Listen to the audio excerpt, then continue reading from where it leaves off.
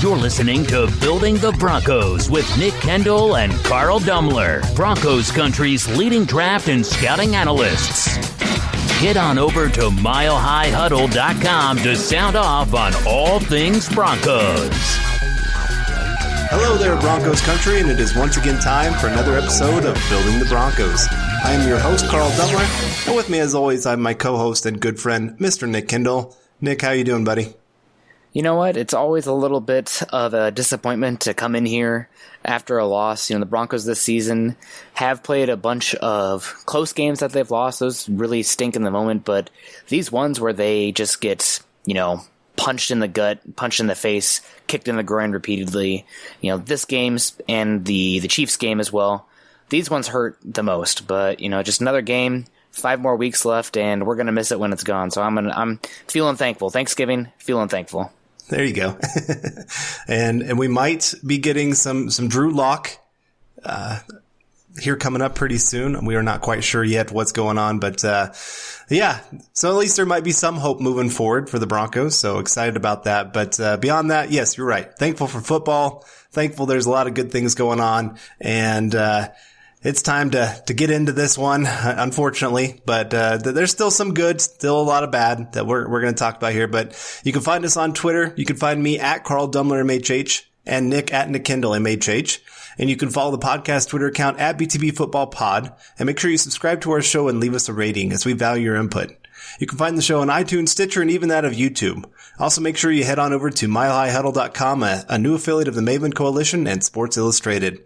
Also note that this podcast is powered by Overtime Media. This is the Overtime Podcast Network. All right, and welcome back to Building the Broncos. I'm Carl, and I'm always joined by Nick here. Well, Nick, for the first time this year, we are doing 3 stocks down and 2 up. I know. I just was going through it, and honestly, I switched it from 3 up and 2 down to 3 down and 2 up. Is because when I was filling this out, I felt bad leaving you 3 stock ups when there is just so little to really say stock up wise. I filled out my 2 stock ups and I'm like, actually I had 3 at first. I'm like, you know what? If I leave 3 blank ones to Carl, it's just going to be BS. A stock up to the field people, good job. Right. The turf wasn't wet. Yuck. Right. I was having trouble finding 2 that I really felt good about making that kind of response, I guess. I mean, I like my 2, but it's still kind of one of those, compared to everybody else, these guys played decent kind of thing. And that's not what you like to do for sure. It's been a rough one, to say the least. And having to go back and rewatch that was tough. I'm going to be completely honest with you. I went back and rewatched the defense. I don't think I'm going to go back and watch the offense. I'm trying to stay, somewhat sane for the relatives coming up here. Obviously, that's its own thing. But I don't think I want to subject myself to that offense. I can't do it. I can't blame you. I mean, it was that bad. I mean, there's a reason that some are talking about that being one of the worst performances by a quarterback in pretty much the last, 15 years? It was absolutely just an assault on my eyeballs. And this is probably the first time in, 5 years where I'm like, man, honest to God, Tim Tebow would be doing better right now. I'm not a Tebow fan by any means. Whatever, he's a good person. I'm talking the football player, what he brings, blah, blah, blah.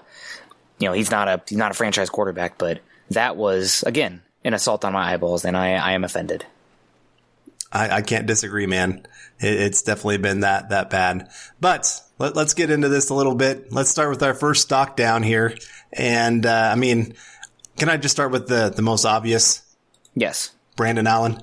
Yes. I'm going to leave the floor to you on that one. Okay. Well, and I mean, the raw stats, a lot of times we tell you don't look at the raw stats because they don't always paint the whole picture. And I would say the raw stats were almost too nice to him. His QBR of 6 probably is pretty good. Yeah, that's probably about spot on. Oh my God. But I mean, there were so many throws, like when they were going against the wind, our offense stood no chance because he couldn't throw it further than about 10 yards. It was that bad for a guy to show so little arm talent. It was bad. And then you throw in, they were almost in there to score a touchdown, looking like maybe they could get something going, keep this game halfway close. Maybe at the end of the game, something could happen. Nope. Broncos, they blew it. I mean, that was right after the Justin Simmons interception that sets them up. They actually were driving a little bit and got to, what was it? I think the Buffalo 25. And then just makes a terrible throw where Cortland Sutton ran a different route than what he thought he was going to do. And it just, again, we're not even just talking about a guy that went out there and just looked terrible. We're talking about a guy that really, truly cost his team the game. And it's never been more obvious that you would actually mention this a couple weeks ago. I remember this. Where we were having the conversation, it's not a matter of whether Brandon Allen's competing to start. It's a matter of whether Brandon Allen's even competing to be the backup on this team next year. Yeah. After that game, how are you feeling about that? I'm thinking he's a guy that's going to be on the 90, but will he make the 53? To be determined. And that's the big thing. You know, everybody likes to get pretty hyped up. You know, the first game he comes back, but this happens pretty often in football. I mean, again, you saw, who was the bum quarterback for the Packers that went out there and had a great game, and the Seahawks paid him big money, and he just was nothing? Oh, who was that? Matt Flynn. There you go. Matt Flynn, came out, no tape really on him. Team's not really sure what to expect, playing some basic coverages, not sure what the guy does well, and he comes out and has a great game. And then literally nothing the rest of his career. Congrats to Matt Flynn, also, BT Dubs. Talk about, setting yourself up for life off of one game. That's the dream. But, that's Brandon Allen as well. We saw more and more tape of him. And to be fair, Brandon Allen was really bad this week. I don't think he was as bad as his numbers showed. That was a good Bills team, and that was really just crazy, not good weather. The Broncos' offensive line, specifically the interior, was beat up pretty good, and Cortland Sutton apparently tweaked his ankle pretty early on, so a lot going against him there, But again, people, the fact that even people were talking about, hey, maybe this is a guy that can compete for the starting spot. This is why you do trait-based scouting. You don't look at the numbers. You look at what the tape says. You look at the traits. His traits were not there. He made some plays where he let his playmakers go make plays, like I've said. That means something. That means something for sure, but the arm talent's not there. The baseline, I would argue the baseline arm talent isn't there, even for a more horizontal scheme. So it's just, man, that was, again, I'm very upset. And a QBR of 6, absolutely disgusting. Right. And his sacks were so bad too. Yeah. Yep. It's not only, he's running backwards. Yeah. And you think, okay, you throw it away. Nope, we're going to keep holding on to it till they sack me. Yeah, and he's not even that athletic. Compared to Flacco, like, oh yeah, he's an athlete. But you watch him out there against, compared to Josh Allen. Josh Allen was out there, I kept saying, baby Cam Newton. He was showing that. But Brandon Allen, woof. And it was just, oh God, it was ugly. Right. All right, well, let's get off that. Let's shake that off, although we're still on stock down. So who's your first guy here? First time, I think, making an appearance here this week. A guy who's been dinged up, hats off to him for even going out there and playing. He's definitely a gamer, but Dalton Reisner, he had a personal foul penalty early that was, I would call it pretty ticky-tacky, playing physical.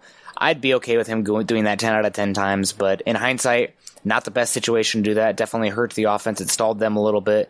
And he also just struggled to generate movement at the point of attack. And there's a few times, specifically standing out in my mind, the sack he gave up where Ed Oliver, 9th overall pick last season, beat him pretty good and pushed him right into the backfield and got after the quarterback. So Dalton Reisner, not the best game from him. Hopefully we'll see a little bit better from him going forward, but probably the first and hopefully the last time we see him on here as stock down. He's still a guy that you're fine building around going forward. Is he going to be an all-pro level guard? Probably not. Is he a guy that could make some Pro Bowls? Very possibly. Worst case, he's a long-time starter, and you're happy with that, but still stock down after this game. He's a guy who struggled a decent amount. Can't disagree. Yeah, not his best game by any means, but I guess that's going to bring me to my first stock up here, and I'm going to go to the other guard spot, Ron Leary. And I know we've dogged on him a lot this year because he's not had the best season, but one thing that really sticks out to me is over the last 3 games, he has not given up a single sack, hit, or hurry. And while his run blocking hasn't been spot on, it's been getting better as the season goes on. And so I'm kind of starting to think he's finally starting to get healthy, which is funny because everybody else on the offensive line is getting dinged up. But Ron Leary has actually been, I would say, the best offensive lineman maybe over the last 2 weeks for sure. And he's definitely playing better. He is. And so he's not playing good enough for me to keep him next year. Just because there is that injury history, you're looking at the big cap hit, all those kind of things against him. Big cap savings. Right. But I mean, if they could figure out a way to rework his deal, that might be something that I would consider. Yeah, definitely. At this point, though, I'm probably thinking Wilkinson's that right guard next season. The Broncos will take the $8.5 million from moving on from him. But hey, maybe they can get a pick for him instead of just having to outright release him. We'll see. Stock up for me. Easiest one, and probably the only guy really worthy of the stock up, and he didn't even play an incredible game, but he had the interception. Justin Simmons, he's been killing it this season. 7 solo tackles yesterday, obviously the interception, and also had a pass defense. So having a great year, one of the better players in this Broncos defense, and a guy that this team, that's a bad season, but he's one of the guys that we definitely should be highlighting and focusing on to keep away the bad thoughts and try to stay a little bit positive. So Justin Simmons, a stock up, great player, guy who showed up this week, and hopefully a long-time Bronco. There you go. I like it. All right, well, our next stock down here, I guess I'm going to go Colby Wadman. And while I think overall he did okay, still a 13-yard punt with the wind helping. Shank. And it's just been this constant up and down with him all year. And I keep having people say, why can't Broncos, punting in Denver should give them the best advantage ever for a punter. And yet they still can't seem to find a consistent punter that can go out there and do great things on the field. And Colby Wadman's no different. Definitely a guy that I'm looking to replace during the offseason. I don't know what's going on. I know King was one that always hated the special teams coordinator, talking about how he tried to change up his punting style and all those kind of things. And maybe that is an issue, and maybe they need to start looking for a different coach there. But it's still, you got to do better. When the team is struggling that much on offense, you got to pin the other team back. And a 13-yard punt with such a strong wind, honestly, we could send out a 6-year-old and they could do that. And so it just, he's got to be on the stock down because all year he's just been that guy that just, when they absolutely need a very good punt, he can't deliver. It's not just that, he has his decent punts every once in a while, but it's in the biggest pressure moments that he seems to come up the shortest. I just don't understand why they, outside of, I think it was Justin Vogel, the name sounds correct, that they can't even bring in competition for him. How much does it hurt to bring in a guy that, you can practice and at least light a fire under his butt? You got to be turning over every rock, right? It's not the quarterback position, but Wadman has been just bad. So I don't know. I don't get it. And especially when you have an offense as inept as the Broncos has been, that punting really matters. So yeah, I think you hit some good points there. Also, Tom McMahon, probably a dead man walking. He's one that was retained from last season to this season with the new staff, but he's had a history of not great units. And, the grass isn't always greener on the other side, but when you have a proven history and you've had the down 2 seasons that the Broncos have had, then you're probably looking for a new guy next year at that spot. So, all right, well, moving on here now. It got me all mixed up because you went off to another guy. Stock down for me. It's okay. No, it made sense. It made sense flow-wise. But stock down here for me. Devontae Harris, he's a guy that, he had a couple solid games there for the Broncos, and I do think that depth-wise, he's a guy that you don't mind having as your cornerback 4, maybe even cornerback 3. You don't love it, but you can live with it. But right now as cornerback 2, even with just struggles across the cornerback group, Devontae Harris has been a guy that is giving up big plays. He's giving up a lot of cushion, and I think that if the Broncos had, if push came to shove against an actual team that could move the ball and target, like let's say those Colts teams against Peyton, or with Peyton Manning, when the Broncos had guys like Champ Bailey on one side and then Lenny Walls on the other. He would be Lenny Walls to death, giving up 200 yards, that kind of thing. So I think he's a guy that you're thankful for you have this season. It's a flyer, but he's been trending down the last few weeks. Maybe he can rise back up. He is a younger guy, but as a starting cornerback, you don't love to see it with how he's been struggling, and he had a bad game this week. That's for sure. I think, what did he give up? I think it was... the Beasley, the slant and go, I think it was. I think he allowed a quarterback rating, if I'm reading this right, 136.5. And he's had 4 straight weeks of allowing at least 100 quarterback rating or higher. That's, I think that's what they say in the industry as not very good. Right. So. Can't disagree. All right, well, let's get back to stock up here.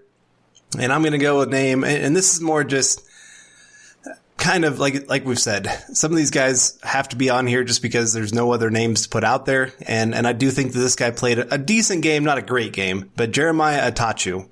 And this guy's been a backup here, brought in here mid-season, but he actually made some nice plays in the run game. I think it was 4 stops in the run game for this past game, and some hurries. He didn't get the sack, but he was at least getting a little bit of pressure on Josh Allen. So I thought he had a pretty decent game considering he's a backup at the position, and he started getting a lot more snaps. I think the Broncos are a little bit, not that Malik Reed's having a terrible season by any means, but I think he has had some of his worst games here the last few weeks. And so I do think they're kind of giving him some time off and kind of mixing in the rotation a little bit more than they have here in the last, at least the first half of the season compared to now. Yeah, so I agree with you there.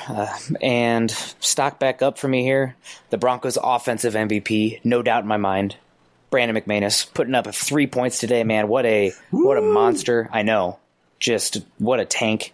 The guy is an absolute legend. No, granted, kicking that field goal with the wind and everything, some props there, but that was, again, it's, you're picking between 2 cards. It's like Old Maid at the end, you don't have many options, so the risk or the odds of picking something great is not good. So, Brandon McManus, he had that miss last week against Minnesota in the dome. Foot hit the ground. Definitely a guy that we've seen teams in kicker purgatory, and it's not the worst unless you have a great team, and then because of that kicker, you can't get over the hump. Looking at the Vikings and the Bears most recently. But McManus hit one. I think it deserves a shout-out. Almost just kind of a, like when a crowd does a sarcastic cheer in the background when the team finally does something right. It's like, oh, yay, you guys did something. So Brandon McManus for me this week, almost a little bit of a sarcastic cheer, but it's literally because I'm having a hard time going elsewhere. Yeah, I can't disagree with you. It was a really good kick. Yeah. I mean, even the announcers were going, I don't know if sitting out the kicker in this moment would be a great idea. And then he actually makes there, and they were impressed and plenty of reason to be impressed. But kind of an up and down year for him. Kind of it's been the way of special teams. They seem to do about 2 or 3 things right and then do about 3 things in a row wrong. And thankfully McManus was able to do something right, but still not enough for the Broncos obviously to win. All right, final stock down. I'm going to go Kareem Jackson. And it's not that he had the worst game of any of the players. It's just more of what we've come to expect from Kareem Jackson. This was not his best game. He had a couple missed tackles on run plays that ended up being pretty big run plays. And coverage-wise, he just seemed like he was a step behind, more kind of letting his guy catch it and then tackling. And there's nothing wrong with that, but it just, compared to what we've seen the rest of the season, not the game that I would expect from Kareem Jackson. Yeah, he's still one of the better players on that defense, but, not the best the last 2 weeks. So we'll see what happens there. Stock down for me here. Chris Harris Jr., he got caught peeking in the background, and the guy that I was hyping very highly in John Brown, beat him. John Brown's been killing it this season. He actually kind of had a relatively low game, but again, how much of that is because A, the weather, but also B, the Broncos offense is so inept in this game that the Bills can play uber conservative, run the football kind of stuff. So that's definitely something that is worth mentioning there. But Chris Harris Jr., not his best game, and a guy that, I still think he's a top 15, top 20 level cornerback, but is he a guy that's going to be worth top 5 cornerback money, which apparently he's, top 5, top 10 cornerback, which is rumored is what he's looking for? Man, I don't know. So I actually do want to give an honorable mention, stock up, not stock up, but a shout out this game. Not stock up because they were killer in the Vikings game, but I thought A.J. Johnson and Todd Davis, for the most part, played pretty well. The Broncos defensive line, all of them had really bad games. Specifically, I would say Mike Purcell was the worst of them. But because the Broncos defensive line was getting beat up so badly at the point of attack, the Broncos were forced to stay in base package more than they typically are. And once that happened, you started seeing the likes of Todd Davis and A.J. Johnson being matched up against shallow crossers, and they're giving up yards. I mean, that's what's going to happen when you have those big, more thumper linebackers in space. But I think that was more of a symptom of the Broncos defensive line putting up one of their worst games I've seen in a few weeks. Shelby Harris tweaked his hamstring, did not play a great game. Derek Wolfe did not play a great game. Gotsis and Jones did not play a great game. And I thought Mike Purcell this was a game he was getting pretty continually blown off the ball. So not impressed there. But the two linebackers, very high tackle totals here. Let me check with my producers real quick. Hold on. But both of them had a total of, 15 total tackles for Alexander Johnson, 10 solo, and 13 for Todd Davis with 9 solo. So those guys were racking up the sacks. They were doing what they had to, given the game script, but, I wouldn't say stock up because they didn't look the best in pass coverage, which, again, I think that's more of a symptom of the defensive line getting beat up continually. Right. I just wanted to point out something here with Chris Harris Jr. He has had now 2 games this season where he's allowed a quarterback rating of 150 or higher. Not great. And he has, in 5 of the 11 games this season, allowed a quarterback rating of 100 or higher. So it's been, he's not the absolute worst cornerback in the league, obviously, but he does have some games where he has gotten taken advantage of. Teams are not afraid to throw his direction, even though the Broncos have maybe that 4th, 5th cornerback on the other side. And so he's definitely been picked on, and it's not quite the same. He's definitely better as a number 2 cornerback than he is a number 1, I would say. That was the nice thing when you had Aqib Talib. It was kind of like you had 2 number 1s, but really, I do think that helped Chris Harris Jr. a lot more, where he wasn't quite have to go against the number 1s all the time, where this year they definitely have him shadowing them a lot. And it's not been his best year by any means. But, it's just going to matter on the contract of whether he should stay with the Broncos or not. Yeah. Yep, you are correct. So we should probably take a break here, folks. Trying to get these episodes a little bit zippier today. We're recording both of these on Monday, so take a break. Hats off to some sponsors. We'll be right back. This is the Overtime Podcast Network. Alrighty, and we are back on Building the Broncos. I am Nicholas Kendell, along with Carl Dumler. Carl, I'm going to give you the floor on this first one. We're going to just have one topic here before we get to our next break, but, we don't typically gas or talk down or whatever other media sources or anything like that. I don't think it's a zero-sum game out here. I prefer to lift people up, but there has been it's a good talking point. I guess we're here for this, but 104.3, that Tyler Palmbus and Darren McKee, I believe, have talked about, in hindsight, the Broncos should have taken Josh Allen at 5 overall instead of Bradley Chubb. So first, I guess the question is, where would this Broncos team be right now if they had taken Josh Allen at 5? Well, if we're being really honest, this year they've probably won about 3 or 4 more games. And they're probably right there in the playoff hunt. You think about how terrible the quarterback play has been, and you think about Josh Allen's ability to run the football, his ability to pick up those short yardage, 3rd down plays, and he's done a decent job of protecting the football this year. Only 8 interceptions on the season, but only 15 passing touchdowns too. And so here's my problem with what they've been saying. Yes, Josh Allen makes this team better because he's better than any of the quarterbacks the Broncos have on this team, including Joe Flacco, now Brandon Allen, and maybe Drew Lock. We'll see how that experiment goes here moving forward. But my issue is is Josh Allen truly a franchise quarterback? And maybe. I would say no at this point. Yeah. I mean, he has some good traits. He's got the big arm, and he can make a lot of the throws. I mean, that game yesterday set up perfect for him with his big arm, being able to slice through the bad weather. He is perfect for Buffalo. I'll say that. But I just don't see a franchise guy that really is going to get you over the hump, that's going to go win you a bunch of Super Bowls or anything like that. I see a very average quarterback that I think he needs a lot of talent around him to really win a lot of games. And Buffalo actually has quite a bit of talent, and I think they also have a very good coaching staff.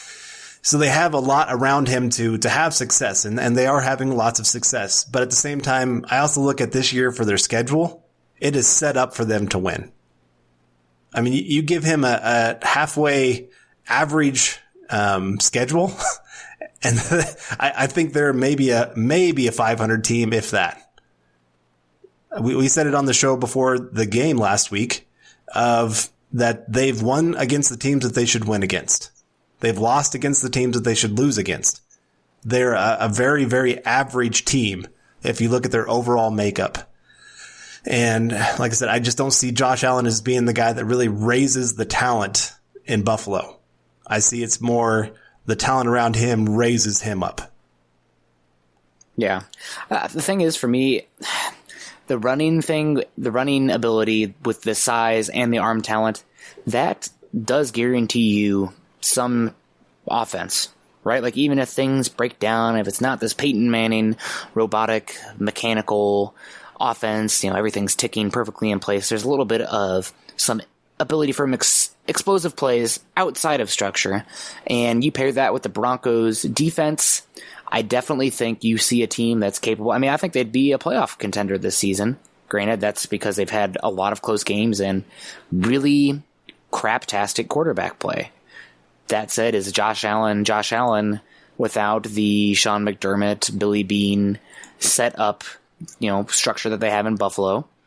That's hard to say. That it's a counterfactual. It's we're talking about alternate realities here. But I think that the biggest thing with me with Josh Allen is we knew that he had this arm talent. We knew that he had this athleticism. But like we're seeing with Cam Newton right now, there's a certain point where you have to change your game and become more of this cerebral pocket passer to carry your career going forward. I mean, it's a longevity thing. It's a getting the maximum, especially after you pay that guy. And that's something, Lamar Jackson is killing it this season, but he's a unicorn right now. And I gotta say, maybe this is antiquated of me, but I get scared when I watch him run it so much. He doesn't ever take big hits. He did a little bit in college, not so much now. And a lot of it's kind of natural, scrambling where he's protecting himself, getting out of bounds. But it's still, those hits, it's a rate thing. The more you get hit, the more likely is you're going to get that hit. That'll change your game. That'll give you that injury. So that's my biggest concern with Allen. He's not consistent enough in the pass game, especially in the chain moving pass game, the short timing stuff, that I think he's a good long-term option. But in the short term, I think, especially with Bradley Chubb being out this season, undoubtedly I think the Broncos team would be better this year with him. Now, what is their ceiling with him? How far could he carry them? That's the real question. That's the real crux of this that you need to answer when you're evaluating, in hindsight, if Josh Allen would have been a better call than Bradley Chubb. Now, I don't have any real issue taking Bradley Chubb. I think he's going to be a long-term player and a culture fit that this team needed at that point. And, Josh Allen, for as much as talent as he has and, played senior year, there were some maturity questions with him coming out. Just kind of a big goober, a big goofball, which, Paxton Lynch, little concerns.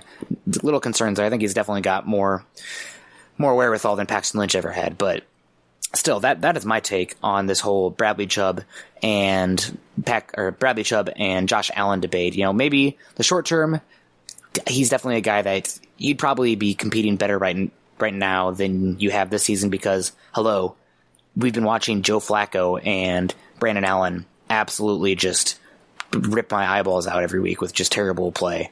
And having a guy with some arm talent and some athleticism and some upside, that's something to bank on and believe in, but just hasn't been the case. But I just don't. I can hate the outcome at this point, but don't hate the process because I just never was a big Josh Allen believer in the long term. Right. Well, I remember before his final season, you were getting a little bit hyped up of, hey, this guy could become something great. The tools are incredible. Let's see if he can take that next step. Right, and he never did. If anything, he regressed the next year. Now, given he did lose some of his weapons that he'd been playing with, but still, you like to see a guy that can raise the talent of those around him. And Josh Allen has just not been that guy. The QBR that he has right now is 44.8, which is ranked 26th in the NFL. And while we still don't know exactly how they come up with that number, that does factor in his running ability added on top of it. And right now, again, it's just, he's average at best. And while average on a rookie contract can be okay, I really don't see him being a long-term fit in the NFL. Like you said, you start seeing him get dinged up with some injuries after taking a lot of big hits because they do run him into big hits. Yeah. And I just don't see how he's going to last 10 years in the league with the way he's playing right now. And so, yeah, I have no problem with the fact that the Broncos took Bradley Chubb. Yes, this argument feels a little bit more emotionally charged just because the Broncos just played Josh Allen and Bradley Chubb, of course, being on IR. But I'm with you. I think Bradley Chubb is a great fit with what this team is doing with Vic Fangio as the coach and the type of player he really likes on the edge there. And I mean, to me, Josh Allen coming in, he doesn't fix a lot of things. He fixes some, but he doesn't fix everything for this team. And yeah. I think they maybe are borderline playoff, but really in the AFC, you've got maybe two teams that are worthy of truly being in the playoffs right now. The Patriots and the Ravens. I mean, the Chiefs have been very, very up and down all year, given that's a lot of injuries and things like that, but even that defense has been terrible. Pittsburgh, no quarterback. I'm trying to think. I guess you got Buffalo right there in the mix. Houston, but Houston's been, for all that they did to try to help that team, there's still so many struggles for them, especially once J.J. Watt went down. So, being playoff bound in the AFC isn't a huge, I guess, mark of, hey, a great team. And what are you trying to build? Are you trying to build a playoff contender? Or are you trying to build a Super Bowl contender? That's the bottom line. Right. It is, we made it to the playoffs. We won the AFC West, 10 wins, get absolutely throttled in the divisional round, even in the championship round. That's not the goal. That's not where your sights should be. So I think that's a little bit too. And right now, I think, we've seen some pretty crappy quarterback play over the last 4 seasons in Denver. So maybe the standards have lowered a bit, which is to be expected. Mine have as well, probably. So that's just something to gnaw on. I wanted to talk about that just a little bit here today, especially coming off of a game where Josh Allen made some plays and the Bills won. So, and obviously Bradley Chubb not playing, the longer he doesn't play, the more it kind of separates us from how good of a player he actually is. So hopefully he'll be back next season. That's like getting another top 10 pick next year, so that'll be great. But moving on now, or I guess we got to take another break here because we got to keep moving. So don't go anywhere. We'll be right back. This is the Overtime Podcast Network. Alrighty, and we are back on the Building the Broncos podcast. I am Nick Kendell along with Carl Dumler. Carl, I think it's time to talk a little bit NFL draft. Where are the Broncos picking right now? Well, last time I checked, it was number 5 overall. Number 5 overall. That is correct. The Broncos, sitting at 3-8 right now, are picking number 5 overall. Obviously, 5 games left this season. A lot can change. Heck, the Broncos could win 5 games in a row and go 8-8. Gosh, I couldn't even get through that without laughing. But right now, the Broncos have the 5th pick overall. That is some reason for optimism. And I just want to talk a little bit scenario-wise. So right now, the first overall pick is the Cincinnati Bengals. They have a 2-game lead over everybody else that could surpass them. They are going back to Andy Dalton, which honestly they could win a few games down the stretch because, man, how bad was Ryan Finley? Just absolutely horrible, but will be interesting to see there. But I would say almost for all intensive purposes, the Bengals are going to clinch that number 1 seed and probably take Joe Burrow. it's not Joe Burrow, it's Chase Young, but I'd be shocked if they didn't take quarterback. After that, though, things get pretty messy. The Giants currently have the 2nd overall pick. Wow, that's surprising that a team taking running back, it's picking up there again. Saquon Barkley's actually been pretty disappointing recently, but lost 7 games in a row. They're 2-9 on the season. Strength of schedule at 4.66. Dolphins at 2-9, 3rd overall pick. Strength of schedule at 5.03. Washington at 2-9. Strength of schedule at 5.09, picking 4th. After that, it kind of gets much more jumbled, and the Broncos are actually a little bit lucky that the team that they are, the only team that they have the same record as is the Atlanta Falcons. 3-8, Broncos 3-8, Atlanta Falcons picking 6th, the Broncos 5th. And again, this is because of strength of schedule. I'm using Tankathon here, so this is calculating the entire Broncos schedule, strength of schedule, not just the teams they've played so far, but also the next 5 games as well. Broncos strength of schedule is 5.37 with the Falcons, a very high 5.74. After that, though, it gets crazy. I'll just list the teams here, 7 through, 13. Detroit, 7. Arizona, 8. Jacksonville, 9. The Jets, 10. The Chargers, 11. The Tampa Bay Bucks, 12. And the Philadelphia Eagles, 13. And the Raiders with the Bears pick at 14. The reason I want to talk about this is just kind of some scenarios, kind of how you want to start to look at things going forward with the Broncos, and maybe if you're looking a little bit draft picks, you don't want to cheer against them to lose, but you want to cheer against teams around them to win, to drop them. The teams, unfortunately, if the Broncos lose next week and every single team picking 2 through 4, the Giants, the Dolphins, and the Redskins win, Broncos are very likely still to be picking 5th overall because they will have the higher strength of schedule. However, if the Broncos win next week and these teams picking 6 through 12 end up losing, Broncos could drop all the way to 12th overall. So I guess the big thing is, folks, the strength of schedule is going to be big. And because the Broncos have, I believe, right now the 5th hardest strength of schedule in football, they're going to be losing a lot of tiebreakers. And that means that any teams that they have the same record as means that the Broncos are going to be picking after them in the first round. Now it does flip in the second round. So let's say right now the Broncos are picking 5th and the Falcons are picking 6th in the first round.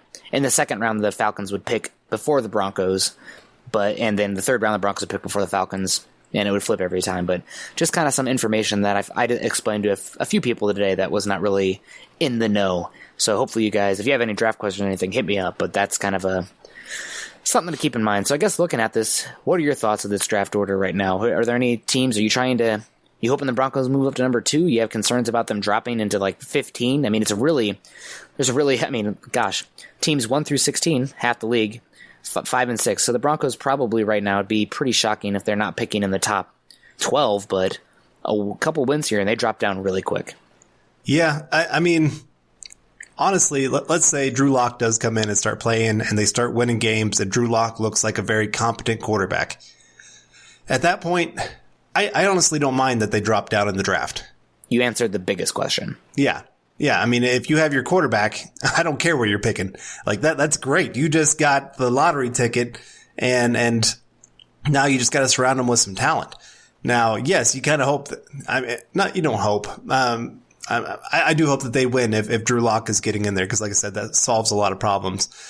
But at the same time, let's say they are still losing, but Drew Lock has looked like a competent quarterback. Well, then it gets you another piece to add around him to really take the team to the next level. I mean, the worst case scenario would be, let's say they win a couple more games, Drew Lock comes in but looks terrible, and they're looking for quarterback, and now they've dropped to, let's say, pick number 12 or so, and they're needing to get up to pick number 2 or 3. So now you're talking about a team that probably needs to trade the next 3 first-round picks, a couple of their third-round picks this year, and probably a little bit more to be able to get into that position to get a quarterback. And right now, I mean, Joe Burrow going number 1 overall, probably pretty set in that way. Beyond him, I'm not sure there's a quarterback that I'm really all that excited about. I mean, Justin Herbert, I like him. I don't love him. He scares the piss out of me. I mean, he could go so many different directions in his career. But right now, I mean, you just watched this last game with Oregon, probably one of his worst games that he's had. And there's just so many times where I just don't feel that it factor. It seems like in those close games, they lose. And that's not what you want from your quarterback. You want a guy that finds ways to win those close ones. And so I mean, Tua, there's talk that he might still enter the draft, but how much can you trust him with all of his injuries? I don't know. He might be a guy that maybe you're looking end of round 1 to trade back in.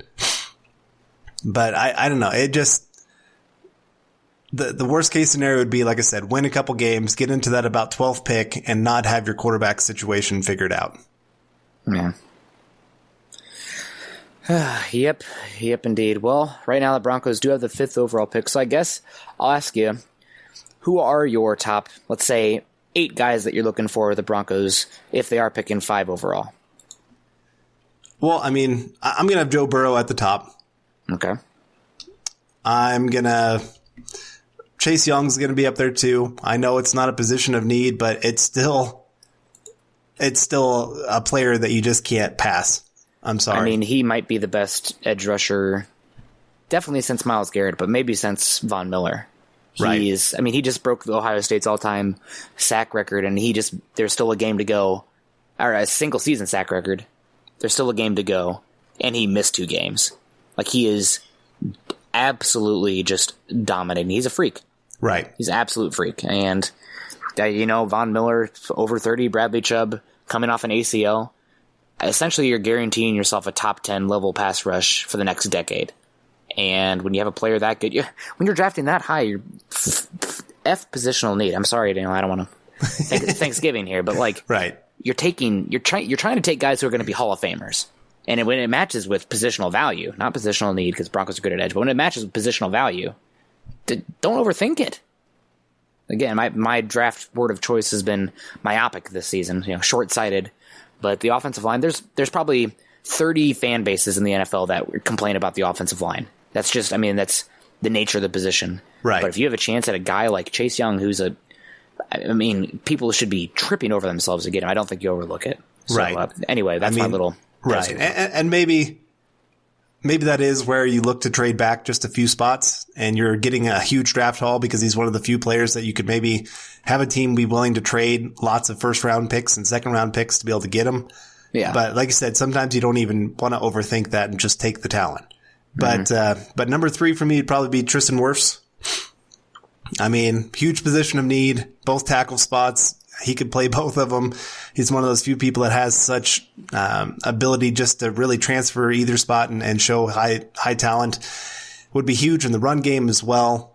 Just really fits what the Broncos want to do. And so he would be probably number 3.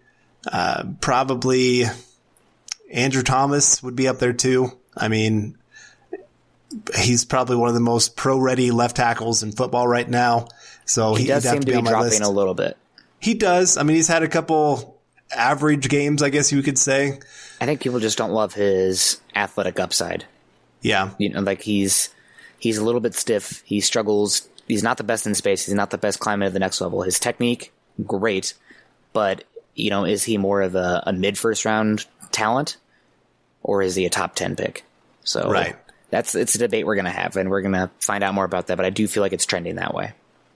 Right. And then I'm going to have to go probably Jeff Okudah. Cornerback is such a huge need for the team, and he is a huge talent. There's talk that he's been maybe one of the best cornerback prospects to come through in the last 3 or 4 years. So he'd definitely have to be up there. Then I'd probably go CeeDee Lamb. Just the talent there is just so hard to pass up. He is a true number 1 wide receiver. Pretty much does everything. There's no part of his game that I'm sitting there saying isn't top notch. Yes, he doesn't have the long speed of a Henry Ruggs, but he still has really good long speed. And so he would definitely be up there. And then honestly, at that point, I'd probably still have Tua up there. As much as he's had all of his injuries and everything, that there's still talent. And if you're talking about a guy that, you hate having him behind a bad offensive line, but he can still escape pressure. He's smart. The only thing that I wish he'd do a little bit more is just be willing to throw the football away. That's or something. His check down. Right. And he can work on that. That's not something. I'd rather have a quarterback that you have to coach him to do that than a guy that keeps checking it down like Trevor Siemian and going, come on, dude, you got to push the football down the field. But, and then probably Derek Brown. would be my next one. I mean, just a position of need, but also huge value, and putting him between Von Miller and Bradley Chubb. I mean, just look out. That's going to be a huge talent there. And then probably Jerry Jeudy after that. I mean, just one of the best route runners I've ever seen. One of the best guys in the open field. I mean, just his cuts. He makes people look foolish on the field. Yeah. And he's not getting as many opportunities just because he's got so much talent around him. But he definitely is just a huge talent. So I'm trying to think, how many is that? That's 9. That's 9? Okay. Well, you said top 8. I went 9. Yep. Okay, that's good. I think Justin Herbert would still be in mine just because of positional need and value. But the question is, are you in the quarterback market or not? And that totally changes things. But you pretty much hit all my guys. I do want to throw out Henry Ruggs and Isaiah Simmons as some potential ones as well. And I know that he didn't have the best game against Jamar Chase and LSU, but I really do like Trevon Diggs in this scheme and his upside. I think he's got a Marlon Humphrey-esque upside where he's so physical and big and athletic, and the technique isn't all the way there yet. But I think if you get him here, the tools and the physicality are just... they can overwhelm at some point. So I think he's rising up, and Christian Fulton, I think, is dropping down. But the guy I want to gas a little bit here, Derek Brown, I think that he'd be a great pick. And if Broncos are picking 5, I'm really hoping that they land Tristan Wirfs or quarterback or Chase Young. But if they're picking, 7 to 10, Derek Brown is my flavor of choice. But that is just me being classic Nick Kendell, biased towards the amazing interior defensive lineman. So, all right, and Carl, before we get out of here, one thing you're thankful for so far this season? I guess I'm going to have to go Cortland Sutton. Okay. I mean, he just gives me so much hope for the offense and what they could do. I mean, he's definitely a guy that you can just build around. Mm-hmm. And we couldn't say that last year, that there was a player that you could really build around. I mean, I liked Phillip Lindsay, but he's still more of a running back than he is a true all-around back. And still this season, I mean, he's doing a little bit more in the pass game, but he's still not the Christian McCaffrey or, those kind of running backs that you love to see in the NFL today.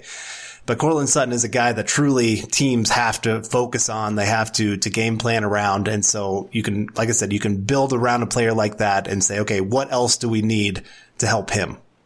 Mm-hmm. And so that's one thing I'm thankful for. What about you? I am thankful for the upcoming offseason where the Broncos are going to have one of the top 10 highest amount of cap room, and currently Tankathon ranks them as the 5th most value as far as their draft capital, with the Jags having 2 first-round picks above them, the Giants obviously picking 2nd overall, the Bengals picking 1st overall, and the Dolphins having a crap ton of capital. But I think this is going to be an offseason where we see a lot of moves, and the Broncos have a chance to get a lot better in a hurry. So that's what I'm thankful for. And Carl, I'm also thankful for you. Aw, thanks, man. All right, well, that's going to wrap up today's episode of Building the Broncos, powered by Overtime Media. You can find Carl on Twitter, at Carl Dumler MHH, and myself, at Nick Kendell MHH. Make sure you head on over to Mile High Huddle, an affiliate of the Maven Coalition and Sports Illustrated. You can follow the Building the Broncos podcast and all our other great audio content by subscribing to the Huddle Up podcast wherever you listen to your shows. You can follow us on Twitter, at Mile High Huddle and at BTB Football Pod. For Carl, I'm Nick, wrapping up another episode of the Building the Broncos podcast. Hope you guys enjoyed it, and we'll see you soon. Go Broncos. You've been listening to Building the Broncos. Join Broncos Country's deep divers at milehighhuddle.com to keep the conversation going.